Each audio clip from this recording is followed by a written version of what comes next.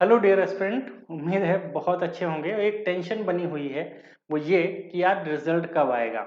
Exactly 20 दिन बीत चुके हैं, ध्यान रखना 20 दिन बीत चुके हैं। आज 20वां दिन था, वो भी बीत गया और रिजल्ट नहीं आया। तो हाँ, देर क्यों हो रही है भाई? ये एक बहुत बड़ा क्वेश्चन है। आइए इस क्वेश्चन को हम लोग समझने की कोशिश करते हैं कि ये देर हो रहा है तो क्यों हो रहा है। अगर सबसे पहले हम लोग जाने कि मेन रीजंस क्या है, मेन रीजंस है ना, अगर हम रीजंस को देखें तो सबसे पहला ये है, जो यूपीएससी ने प्रोविजनल आंसर की दी है उस पर आपत्तियां बहुत ज्यादा रही, क्योंकि कई सारे क्वेश्चन में स्टूडेंट एक्सपर्ट सबकी राय अलग अलग लगी। तो इस वजह से एक बड़ी प्रॉब्लम यहां देखने को मिला।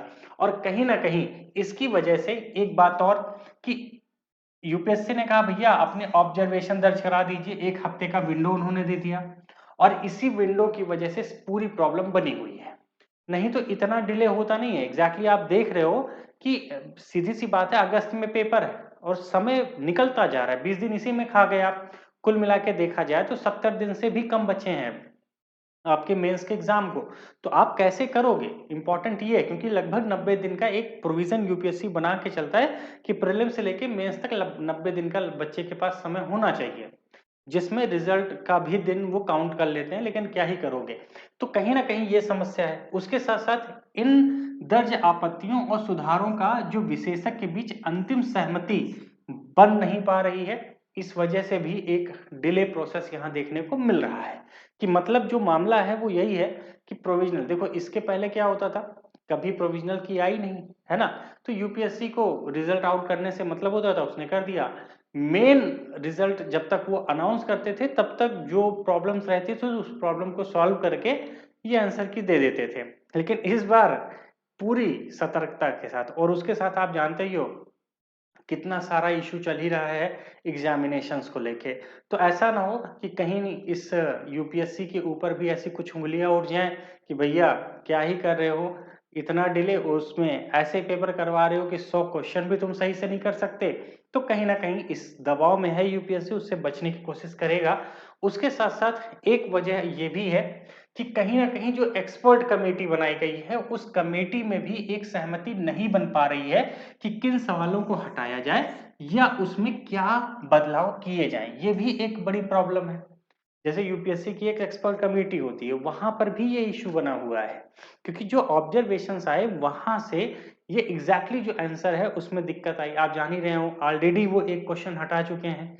एक दो क्वेश्चन ऐसे और हैं जो बहुत ज्यादा डिस्टर्बिंग है, उनको भी हटाने की बात चली रही है। तो वहां पर भी एक मामला बना है। अब देखते हैं कि क्या होता है। एक चीज और, इसमें प्रशासनिक बदलाव यानी कि एडमिनिस्ट्रेटिव कुछ चेंजेस आए हैं।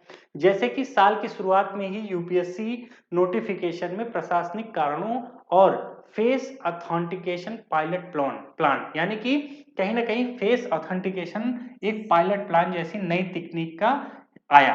अब इसकी वजह से भी आंतरिक प्रक्रियाओं में कुछ बदलाव हुआ है, इससे भी माना जा रहा है कि देर हो रहा है। अच्छा, ये है क्या?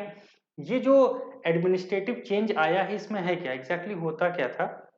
जब आप अपना आधार और ये सब चीजें वहां दिखाते हैं तो आपका फोटो स्कैन हो जाती है, हो जाएगी कहाँ पर, ध्यान रखना एग्जाम सेंटर में आप जब जाते हैं।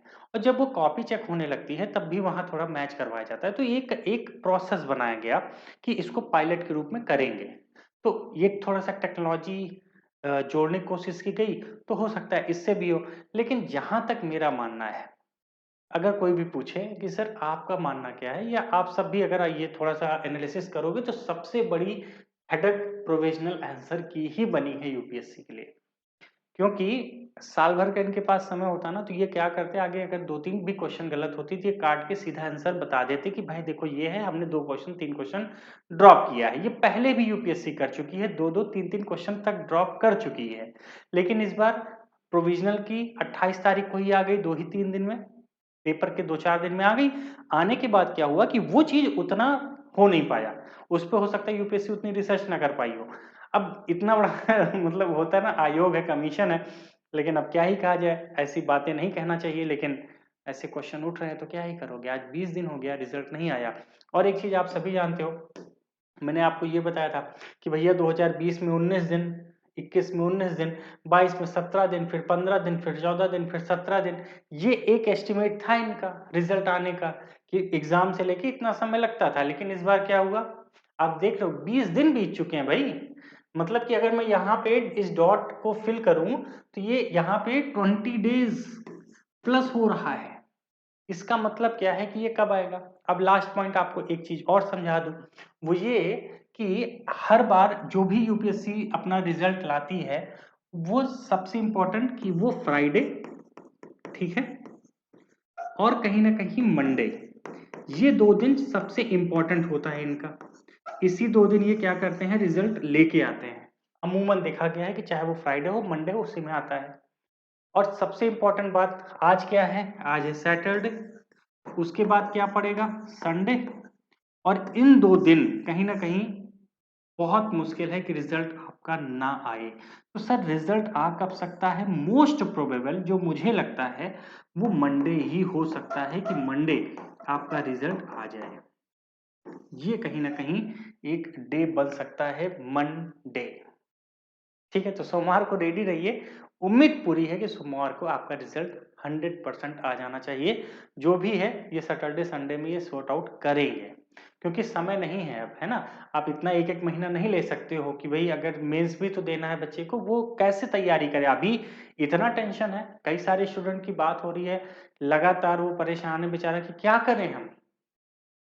भाई रिदम नहीं बन पा रहा पढ़ने का यार, बिल्कुल नहीं बन पा रहा है। मैं समझ रहा हूँ, कोई टेंशन मत लेना, रिजल्ट आएगा मंडे को, उम्मीद है। अगर उससे पहले आ जाए तो यार वेल एंड गुड है। मैं ये कुछ कह नहीं रहा हूँ कि सिर्फ मंडे को ही आएगा, लेकिन जो अभी तक जो रिजल्ट का रहा है फ्राइडे मंडे मंडे। ठीक है भाई, चलिए मिलते हैं फिर अगले सेशन में। तब तक के लिए आप सभी का बहुत बहुत धन्यवाद। पढ़ते रहिए पूरी मेहनत से। जय हिंद, बाय बाय।